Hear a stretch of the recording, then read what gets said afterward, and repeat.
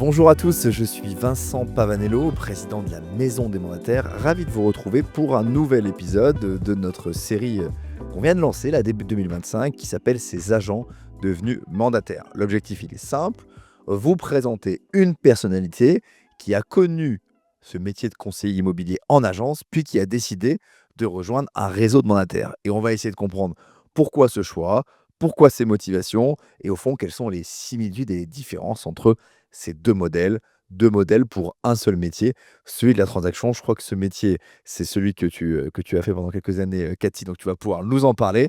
Ravi de te recevoir. Comment vas-tu? Enchantée, très bien, avec ce beau soleil parisien. C'est ça, Parfait. tu nous viens de Dijon, Oui, exactement. Tu es venu avec ton parrain, oui, compagnon, également, conseiller de l'immobilier lui-même, exactement. et je suis ravi de te recevoir. Donc tu es dans le réseau Optimum, qu'on connaît bien ici à la Maison des Mandataires, qui Optimum est un partenaire de la Maison des Mandataires depuis, des années, maintenant, et donc tu es venu pour nous parler de ton parcours. Peut-être avant même de parler de ton transfert du monde des agences au monde des réseaux de mandataires et Optimum, peut-être ton parcours, tu es né à Dijon, tu n'as fait que de l'immobilier ou tu as fait d'autres activités? Alors, née à Dijon et je n'ai fait que de l'immobilier, puisque j'ai démarré dans l'immobilier alors que j'étais en études, en fac de psycho et je cherchais un petit boulot. Et donc, j'ai trouvé un boulot de secrétaire dans l'immobilier et puis bah, j'y suis restée. Tu t'en es jamais Non, parti. OK. jamais. Donc tu as commencé par le monde des agences, donc tu as commencé en quelle année? Juste pour qu'on se situe, où enfin, à l'époque Ça devait être en 89. OK, donc en 89, bon, il y avait pas de réseau de mandataires, donc je vais pas te demander pourquoi à l'époque tu n'as pas rejoint un réseau de Voilà, mandataires, ça n'existait pas. c'est ça? Tu as connu une seule agence ou plusieurs agences au cours de ta Deux carrière? agences, 2 agences en plus de 30 ans. Ah oui, tu étais très fidèle, Très à chacune fidèle, de ces maisons. voilà, très bien et surtout la première, en fait, c'était par rapport à une progression dans la carrière puisque en tant que secrétaire, enfin, ce qu'on appelait à l'époque hôtesse d'accueil, avec la curiosité et la passion, de passer d'hôtesse d'accueil à gestionnaire d'immeuble. Oui, c'est pas si courant.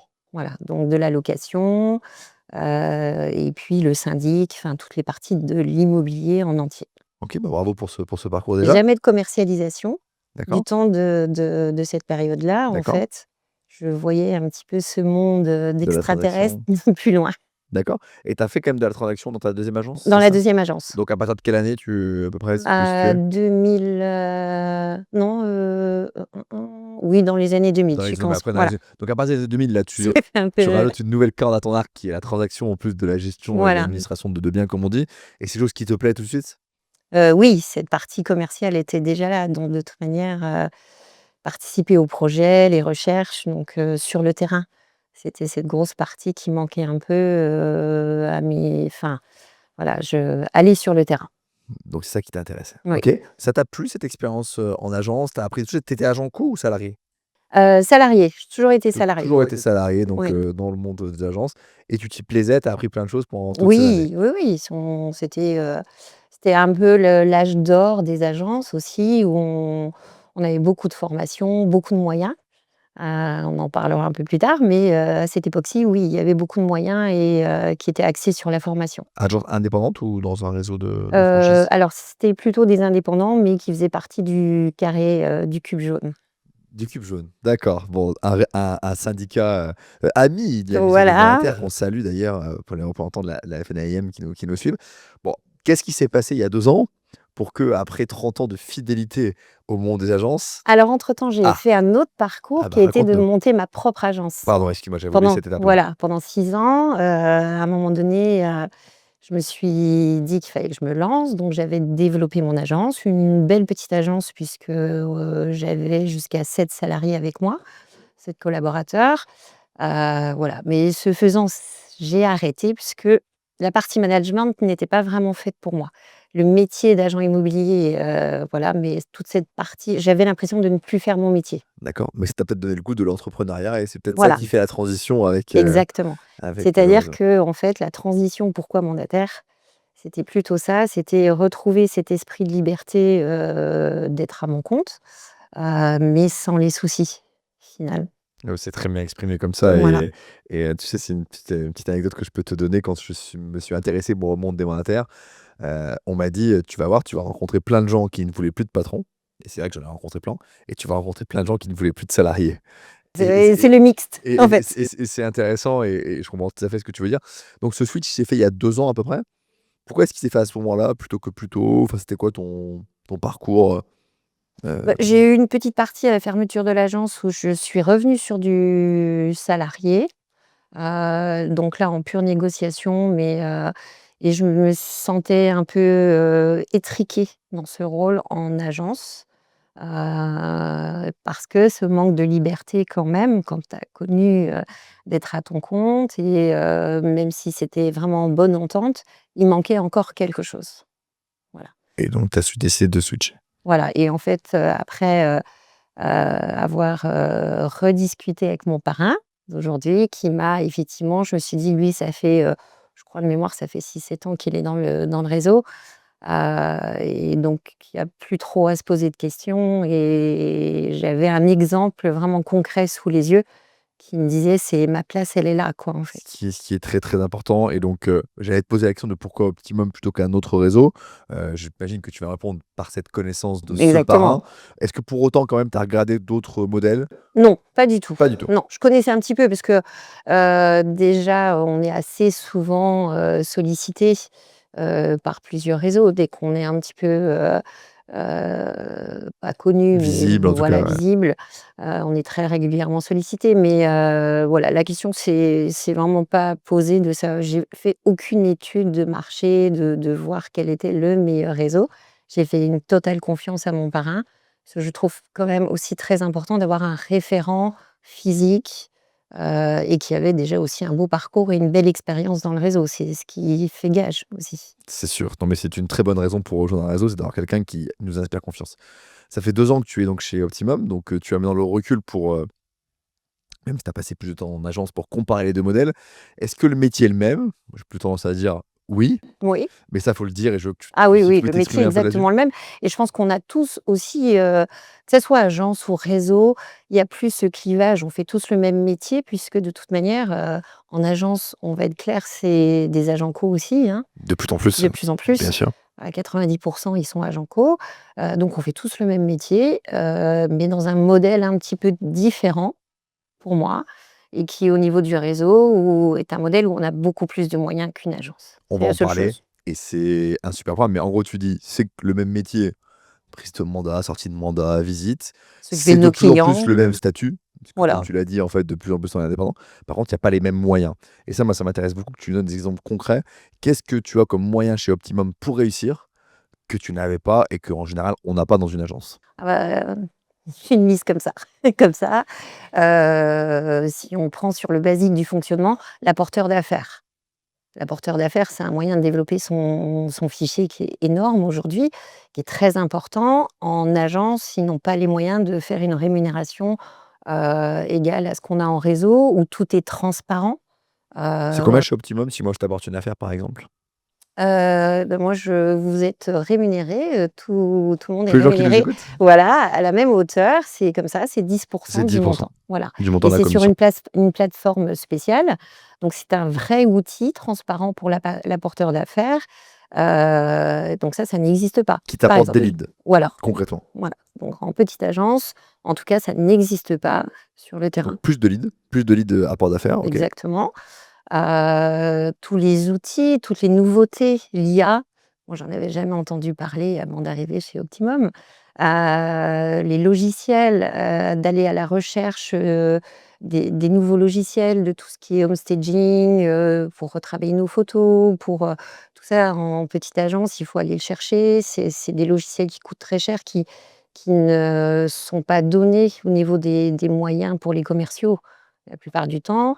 Là, chez Optimum, on nous fait des présélections des meilleurs partenaires, et après on n'a plus qu'à choisir et à prendre celui qui nous convient. Donc ça, c'est un gain de temps énorme, donc une production meilleure Bien pour nous. sûr.